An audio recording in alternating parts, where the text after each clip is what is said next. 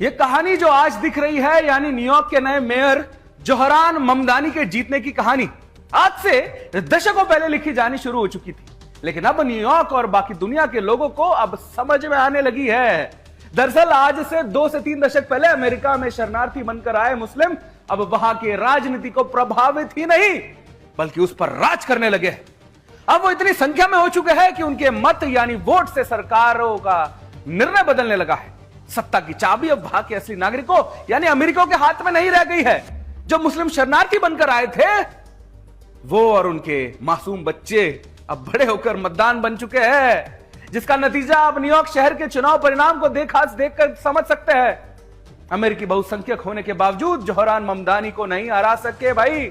इसका मतलब आप समझ रहे हो, वही जो आए दिन राहुल गांधी कहा करते हैं कि जिसकी जितनी आबादी उसकी उतनी हिस्सेदारी।